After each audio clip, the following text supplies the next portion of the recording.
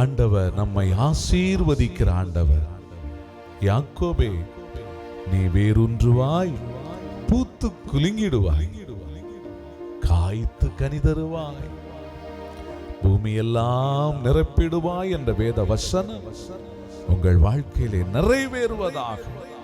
அந்த வசனங்களை பாடி நாம் சுதந்திரிப்போம், ஆசீர்வதிக்கப்படுவோம். ஆண்டவர் நம்மை ஆசீர்வதிப்பாராக. ஆமென்.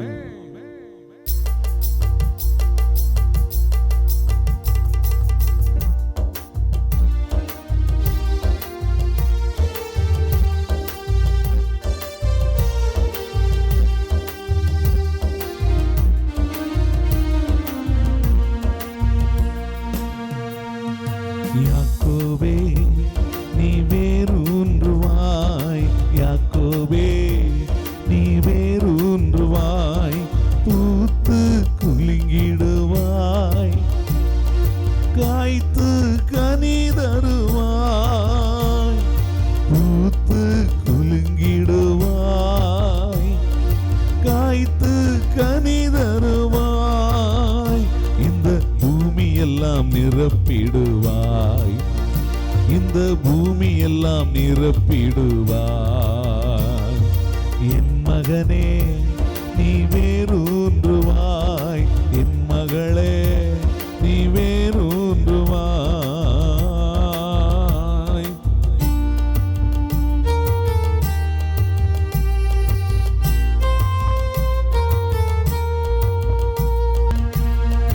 நானே காப்பாற்றுவேன், நாள்தோறும் நீர் பாய்ச்சுவேன்,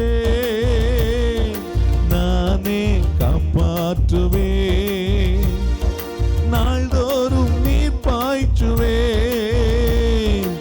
இரவும் பகலும் காத்துக்கொள்வேன், இரவும் பகலும் காத்துக்கொள்வேன், எவரும் தீங்கிழைக்க விட மாட்டேன், எவரும் தீங்கிழைக்க விட மாட்டேன். என் மகனே, நீ வேரூன்றுவாய், என் மகளே, நீ வேரூன்றுவாய், பூத்து குலுங்கிடுவாய், காய்த்து கனி தருவாய், பூத்து குலுங்கிடுவாய், காய்த்து கனி தருவாய், இந்த பூமி எல்லாம் நிரப்பிடுவாய், இந்த பூமி எல்லாம் நிரப்பிடுவாய்.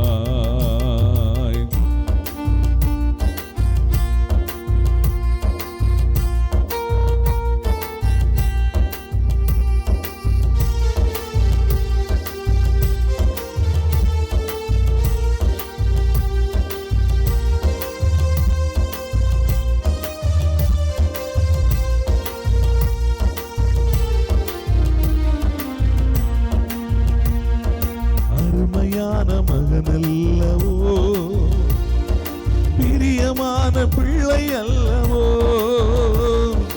அருமையான மகனல்லவோ, பிரியமான பிள்ளை அல்லவோ, உன்னை நான் இன்னும் நினைக்கின்றேன், உன்னை நான் இன்னும் நினைக்கின்றேன், உனக்காக என் இதயம் ஏங்குகின்றது, உனக்காக என் இதயம் ஏங்குகின்றது. என் மகனே, நீ வேரூன்றுவாய், பூத்து குலுங்கிடுவாய், காய்த்து கனி தருவாய், பூத்து குலுங்கிடுவாய், காய்த்து கனி தருவாய், இந்த பூமி எல்லாம் நிரப்பிடுவாய், இந்த பூமி எல்லாம் நிரப்பிடுவாய்.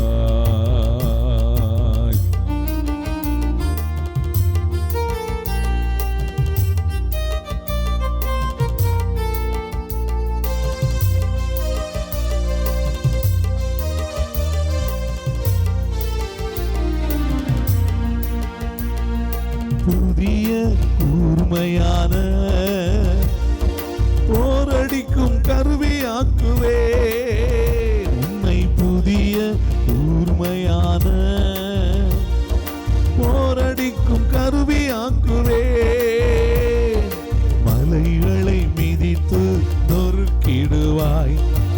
மலைகளை மிதித்து நொறுக்கிடுவாய். குன்றுகளை தவிடு பொடியாக்குவாய். குன்றுகளை தவிடு பொடியாக்குவாய். என் மகனே நீ வேரூன்றுவாய். என் மகளே நீ வேரூன்றுவாய். பூத்து குலுங்கிடுவாய். காய்த்து கனி தருவாய். பூத்து குலுங்கிடுவாய். காய்த்து கனி தருவாய்.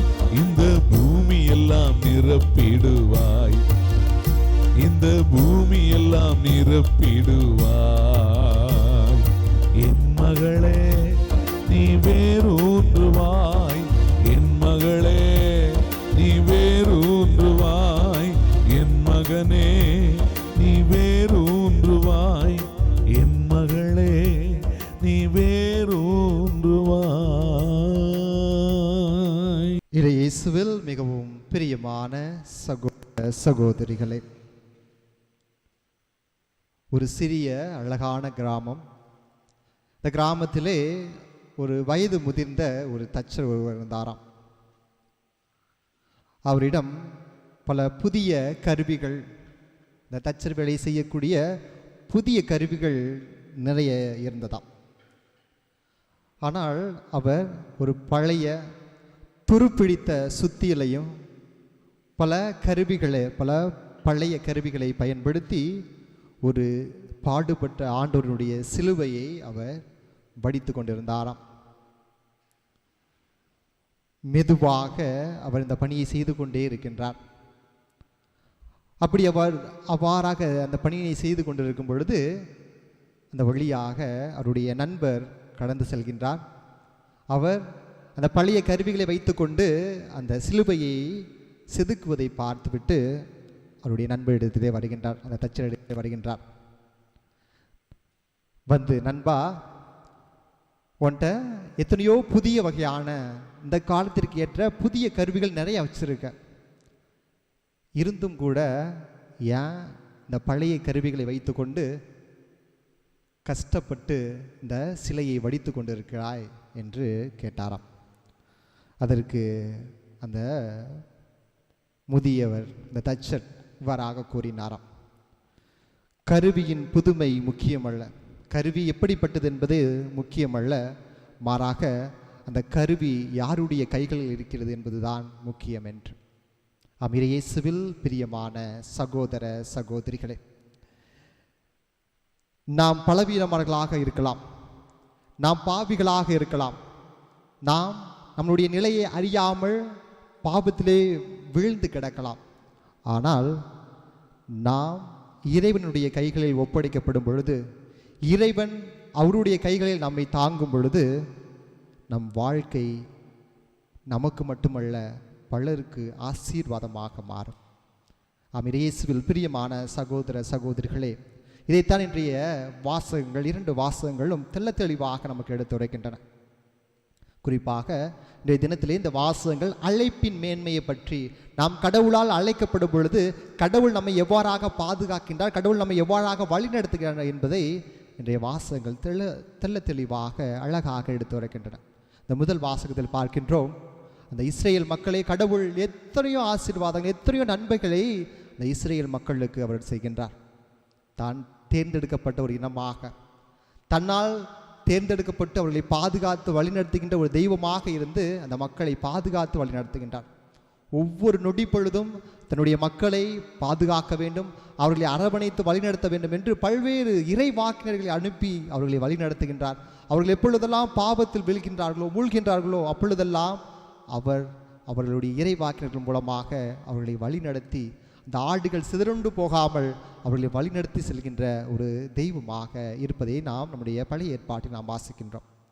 ஆனால் இன்றைய முதல் வாசகத்தில் நாம் பார்க்கின்றோம், கடவுள் இவ்வளவு நன்மைகள் செய்தும், கடவுள் இவ்வளவு புதுமைகளை செய்தும், கடவுள் இவ்வளவு ஆசீர்வாதத்தை அவர்கள் செய்தும் அவர்கள் வழி தவறிய ஆடுகளாக, கடவுளை விட்டு பிரிந்து செல்கின்ற ஆடுகளாக, கடவுளை ஏற்றுக்கொள்ளாமல் சிலை வழிபாட்டை ஏற்கின்ற ஒரு மக்களாக, கடவுளை புறக்கணித்து விட்டு வேற்று கடவுள்களை வணங்குகின்ற மக்களாக, வேற்று அரசர்களையும் வேற்று தலைவர்களையும் அவர்களே உருவாக்குகின்ற மக்களாக இந்த மக்கள் தங்களுடைய பாதையை, புதிய பாதையை, வேற்று பாதையை, பாவத்திற்கு அழைத்து செல்கின்ற பாதையை அவர்கள் தேர்ந்தெடுப்பதை நம்மால் பார்க்க முடிகின்றது. ஆனால் கடவுள் சீற்றம் கொள்கின்றார். கோப கனல் அவருடன் எழுகின்றது. நாம் திருவெளிப்பாடு அதிகாரம் 2 இறைவார்த்தை 1 நாம் வாசிக்கலாம். குறிப்பாக இறைவார்த்தை 4 நாம் வாசிக்கலாம். இந்த எபேசு நகருக்கு அந்த வானதூதருக்கு கடவுள் அந்த கொடுக்கின்ற செய்தியாக, தொடக்கத்தில் இருந்த அன்பு இப்பொழுது இருக்கிறதா என்ற ஒரு கேள்வியை அவர் எழுப்புகின்றார்.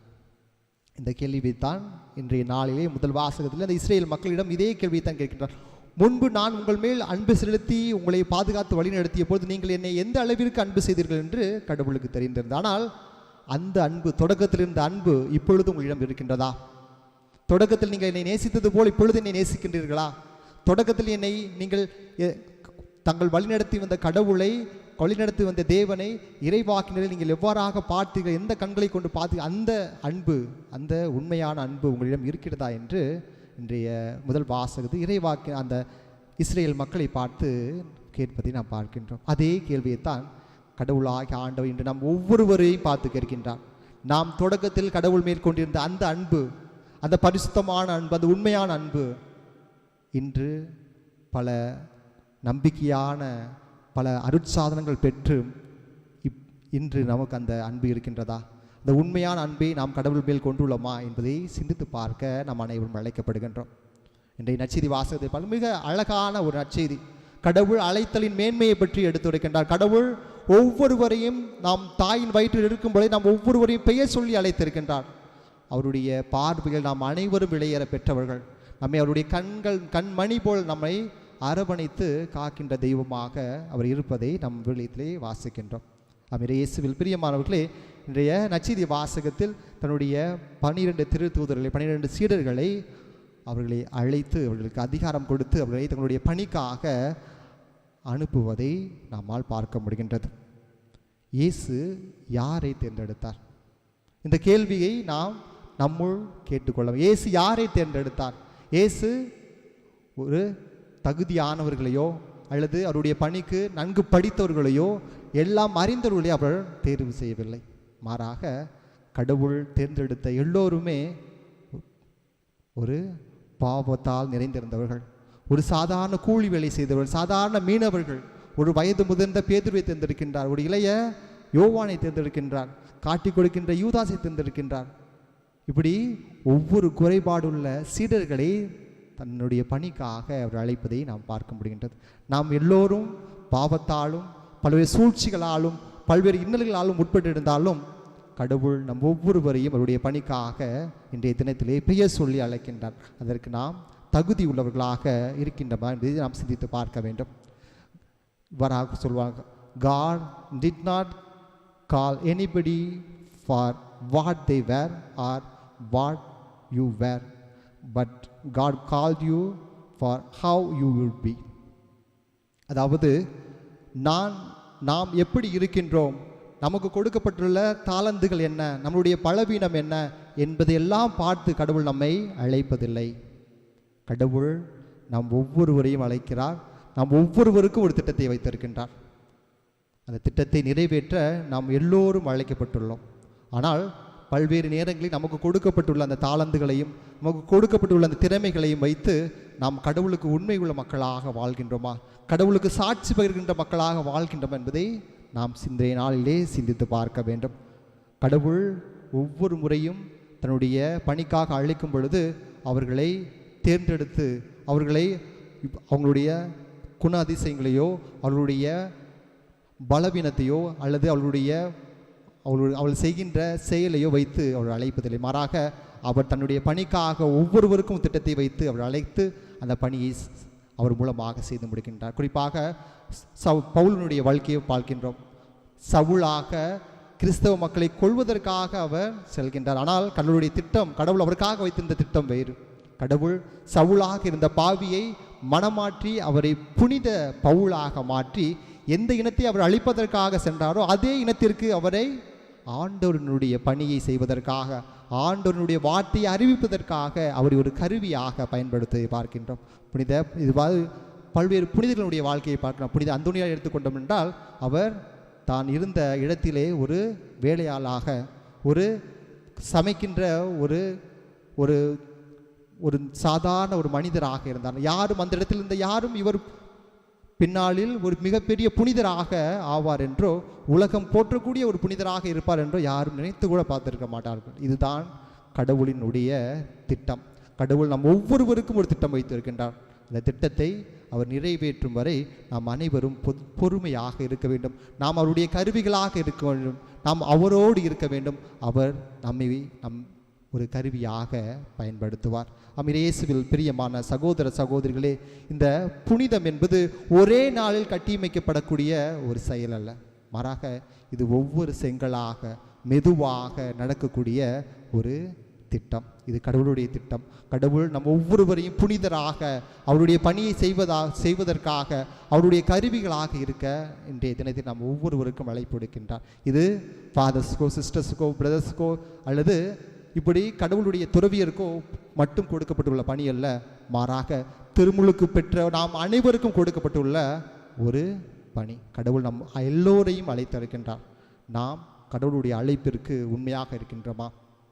பல்வேறு நேரங்களில் கடவுள் நம்மை அழைக்கும் போது நாம் சிந்திப்பது உண்டு. 10ஓடு 11ஆக கடவுளுடைய பணியை செய்வதல்ல. மாறாக கடவுளுடைய பணியை நாம் நேர்த்தியாக நமக்கு கொடுக்கப்பட்டுள்ள தாளந்துகளை வைத்து கடவுளுக்கு உண்மை உள்ள சீடர்களாக வாழ நாம் அழைக்கப்பட்டுள்ளோம்.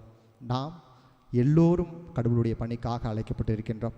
கடவுளுடைய பணியை நாம் எவ்வாறாக செய்து கொண்டிருக்கின்றோம்? உண்மையான மனசாட்சியுடன் செய்து கொண்டிருக்கின்றோமா? கடவுள் அனைத்து திறமைகளை நமக்கு கொடுத்து எல்லா திறமைகளையும் நம்மை அவருடைய பணிக்காக நம்மை தேர்ந்தெடுத்திருக்கின்றார். நாம் எவ்வாறாக அவருடைய பணியை செய்து கொண்டிருக்கின்றோம்? நாம் எப்படிப்பட்ட முறையில் கடவுளுடைய கரங்களில் ஒரு கருவியாக இருக்கின்றோமா? அல்லது கடவுள் நமக்கு இவ்வளவு திறமைகளையும் இவ்வளவு ஆசீர்வாதத்தையும் இவ்வளவு நன்மைகளையும் கொடுத்து கடவுளை விட்டு அகன்று செல்கின்ற அந்த இஸ்ரேல் மக்களை போக அகன்று செல்கின்ற மக்களாக இருக்கின்றோமா? சிந்தித்து பார்ப்போம். குறிப்பாக அந்த திருப்பலியிலே அதற்காக மனம் வருந்தி மன்னிப்பு கேட்போம் ஆண்டவரிடத்தில். ஆண்டவரே, என்னை உன்னுடைய ஒரு கருவியாக மாற்றும். நாங்கள் எப்பொழுதும் உன்னுடைய பழைய கருவிகளாக இருந்தாலும் பரவாயில்ல, நீர் எங்களை ஒரு பாவிகளாக இருக்கும் பொழுது எங்களை அனைவரையும் பெயர் சொல்லி அழைத்திருக்கின்றீர். எங்களை நீர் பாதுகாத்து வழி நடத்துகின்றீர். இதே வழி நடத்துதல் எங்களுடைய வாழ்க்கை முழுவதும் இருப்பதாக. நாங்கள் ஒவ்வொரு முறை தவறு செய்யும் பொழுது எங்களை அரவணைத்து உம்முடைய கருவியாக நாங்கள் இருளாக இருக்கின்ற இடங்களில் வெளிச்சமாக மாறுவதற்கு, வெளிச்சம் கொடுப்பதற்கு, இருளில் உள்ள மக்களுக்கு வெளிச்சம் கொடுப்பதற்கு எங்களை ஒரு கருவியாக மாற்றும் என்று இத்திருப்பலியை தொடர்ந்து ஜெபிப்போம். அதற்காக மன்றாடுவோம். ஆமென். மத்தேயு நற்செய்தி 27ஆம் அதிகாரம் எடுத்துக்கொள்ளுங்க. மத்தேயு நற்செய்தி 27ஆம் அதிகாரம். பாவம் ஒரு மனிதனை எங்க கொண்டு போய் சேர்க்கும்னா, முடிவில் குற்ற பழி உணர்விற்கு கொண்டு செல்லும். Price the Lord. சத்தமா சொல்லுங்க அல்லேலூயா. எங்க கொண்டு போகும்? குற்ற பழிக்கு கொண்டு போய் அவனுக்கு அவனே தண்டனை கொண்டு வருவான். Price the Lord. பாவத்தினுடைய 4வது படி என்னது சொல்லுங்க? என்னது? முதல்ல உனக்குள்ள நிம்மதி பேரும், நிம்மதி பண்ணணும். அதுக்காக நீ என்னெல்லாம பண்ணி கடைசியில் முடிவில் என்ன கொண்டு வரும்னா, உனக்கு நீயே துணிகரமான பாவத்தை செய்யக்கூடியவளாக மாறுவ. 3வது, உன்னுடைய குற்றம் உன்னை அடிமையாக மாற்றிவிடும். பாவங்கள் உன்னை அடிமைத்தனப்படுத்திவிடும். 4வது, அடிமையாக மாறினவன் என்ன தெரியுமா? உள்ளத்திலே குற்றப்பழி உணர்வுகளால் பாதிக்கப்பட்டு தன்னை தானே தண்டிக்க ஆரம்பிப்பார்கள். Price the Lord. சொல்லுங்க அல்லேலூயா. இன்னைக்கு நல்லா கவனிச்சு பாருங்க. பாவம் செய்தவங்கலாம் தங்களை தாங்களே தண்டித்து கொண்டு வாழ்ந்து கொண்டு இருக்கிறார்கள். பைபிள் சொல்லுது, எடுத்துக்கொள்ளுங்கள். மத்தேயு நற்செய்தி 27ஆம் அதிகாரத்தில் எடுத்து வாசியுங்கள், எடுத்துக்கொள்ளுங்கள். Praise the Lord. அல்லேலூயா. சத்தமா சொல்லுங்க அல்லேலூயா. வாசிங்க 5வது வசனம். அவன் அந்த வெள்ளிக்காசுகளை கோயிலில் எறிந்துவிட்டு புறப்பட்டு போய் தூக்கு போட்டுக்கிட்டான். யாரு? யூதாஸ்.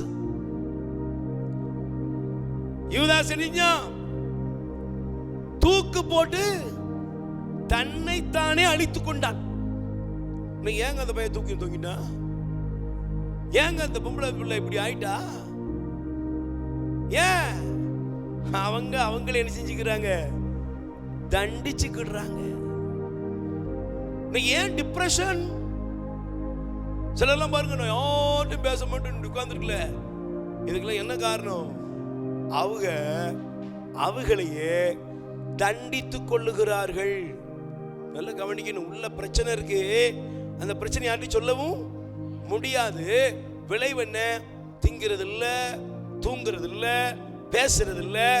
தங்களுக்கு தாங்களே தண்டனையை கொடுத்து மன அழுத்தத்தோடு தனிமையில அவர்கள் வாழ்க்கையை முடிக்கிறார்கள். நல்ல கவனிக்கணும். டிப்ரெஷன், மன அழுத்தம் எங்கே உருவாகிறது என்றால், மனிதன் தன் குற்றங்களை மறைத்து, மனிதனுடைய குற்றத்திலிருந்து மறைக்கப்பட்ட பாவத்தினால் அது அவனை காயப்படுத்தி கொண்டே அவனை வாழ விடாம நடைபெணமாய் மாற்றி முடிவில் அவனை வாழ்க்கையை அழித்து விடுகிறது. அல்லேலூயா. கைகளை வேறு சொல்லுங்க, அல்லேலூயா சொல்லுங்க, அல்லேலூயா. அப்ப நீங்க நல்லா கவனிக்கணும். பாவத்தை செஞ்சுட்டு யாராவது சந்தோஷமா இருக்க முடியுமா? சொல்லுங்க, முடியுமா? பாவம் செய்யும் போது சந்தோஷமா இருக்கும். பாவம் செய்யும் போது சந்தோஷமா இருக்கும். ஒரு பெக்க அடிக்கும் போது சந்தோஷமா இருக்குது. ஒரு பழக்க வழக்கம் அப்படியே அப்படின்னு போகும்போது எல்லாமே இருக்குங்க. ஆனா முடிவுல அது சந்தோஷமா இருக்குமா? நீங்க கேட்டு பாருங்க. இந்த வாழ்க்கையை தொலைச்சவங்களெல்லாம் நீங்க நிப்பாட்டி கேளுங்க. வாழ்க்கையில் அழுதுகிட்டு இருக்கவங்கெல்லாம் கேட்டு பாருங்க. நான் அன்னைக்கு செய்தது இன்னைக்கு என்னை உறுத்திக்கிட்டே இருக்குதா? பக்கத்துல உருக்குதா? உறுத்துதா? பக்கத்துல கை எடுத்து கேளுங்க, கை கொடுத்து கேளுங்க. உனக்கு கொஞ்சமா உறுத்தல் இருக்காடியே கேட்பாங்கல்ல. கொஞ்சமா அது உனக்கு உறுத்துதாடியே. கிளவி எல்லாம் கேட்கும்ல, நம்மளை பார்த்து கேட்பாங்க, எல்லாம் உனக்கு உறுத்துதா? எனக்கு உறுத்தும். Price the Lord. நான் செஞ்ச பாவம் என்ன? சகோதரனே, சகோதரியே, நீ செய்த பாவம், அக்கிரமம், அநியாயம் உன்னை உறுத்தும். நல்லா கவனிக்கணும். அப்ப இந்த உறுத்தல் நிறைய பேர் இருக்குது. ஆனா அந்த உறுத்தல் எங்க கொண்டு போயிருது? நான் சொன்ன 4 பாயிண்ட்டுக்குள்ள கொண்டு போயிருது. கடவுளுடைய அருளை இழக்கும் பொழுது அவன் என்ன ஆகிறான்? சமாதானத்தை இழக்கிறான். சமாதானத்தை இழக்கிறவன் மீண்டும் துணிகர பாவத்திற்குள் போகிறான். துணிகர பாவத்தை செய்கிறவன் அதற்கு அடிமையாக கிடக்கிறான். அடிமையாய் கிடக்கிறவன் அதிலிருந்து வெளிவர வழியே தெரியாமல் அவன் என்ன செய்கிறான் என்றால் தன்னைத்தானே அழித்துக் கொள்ளுகிறான். Price the Lord. சொல்லுங்க, அல்லேலூயா. ஆனா இந்த பாவத்திலிருந்து விடுதலை அடைய, இந்த பாவத்திலிருந்து நமக்கு விடுதலையை தர இயேசு இந்த உலகத்துக்கு வந்தார். ஆமென். சொல்லுங்க, அல்லேலூயா. நாம் செய்த எல்லா பாவங்களிலிருந்தும், நாம் செய்த எல்லா அக்கிரமங்களிலிருந்தும் நம்மை விடுவிக்கும்படி இயேசு இந்த உலகத்துக்கு வந்தார்.